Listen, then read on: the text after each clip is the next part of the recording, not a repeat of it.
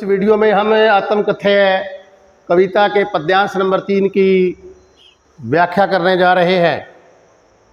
मिला कहाँ वह सुख जिसका मैं सपन देख कर जाग गया, आलिंगन में आते आते मुस्का कर जो भाग गया। जिसके अरुण कपोलों की मतवाली सुंदर छाया में, अनुरागनी उषा लेती थी निज सुहाग मधुमाया में।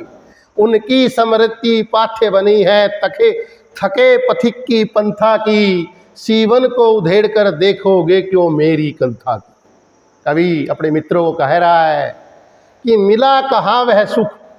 कहता है जो सुख मैं चाहता था वो मुझे कहाँ मिला, जीवन में नहीं मिल पाया। जिसका मैं सपन देख कर जाग गया, कहता है जिसके मैं सपने देख कर के जाग जाता था वो सुख मुझे नहीं मिला, अर्थात मेरी इच्छा अधूरी ही रह गई।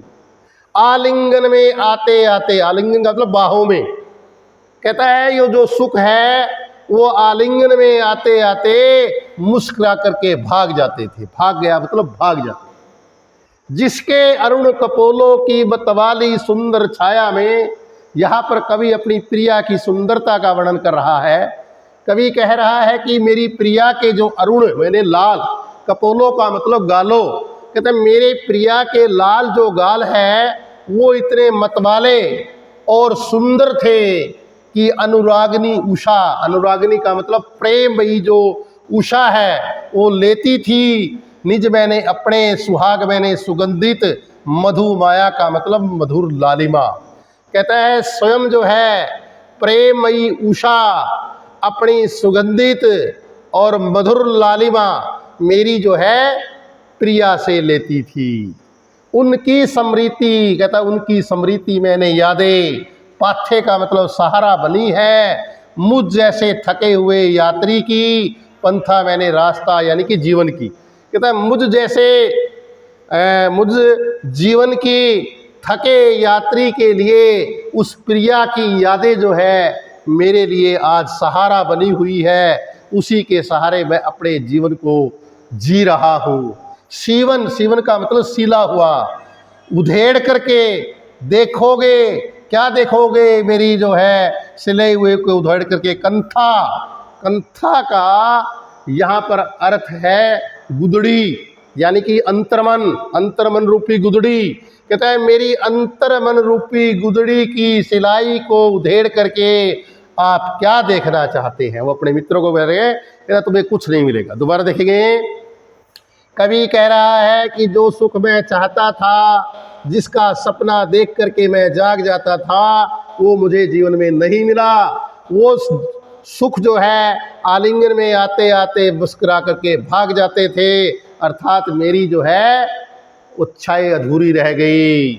कहता है मेरी अपनी प्रिया का सुंदरता का वर्णन करते हुए कह रहा है कि मेरे प्रिया के लाल जो गाल है वो इतने मतवाले और सुंदर थे कि स्वयं प्रेमयी उषा भी अपनी सुगंधित और मधुर लालिमा प्रेमिका से लेती थी। और आज उस प्रेमिका की यादें ही मेरे जीवन के, मुझ जैसे जीवन के थके यात्री के लिए वो एक सहारा बनी हुई है, जिसके सहारे मेरा जीवन व्यतीत हो रहा है। कहता है मेरी गुदड़ी रूपी अंतर मन की सिलाई को उधेड़ करके आप क्या देखना चाहते हो, अर्थात आपको कुछ नहीं मिलेगा। आगे देखेंगे हम शब्दार्थ, इसका मैंने लिखे हुए हैं, आप अच्छी तरह इस शब्दार्थ को पढ़ोगे। और प्रसंग देखिए, प्रसंग वही कहना हमने कि यह काव्यांश हमारी हिंदी की पाठ्य पुस्तक क्षितिज भाग 2 में संकलित आत्मकथ्य नामक कविता से लिया गया है।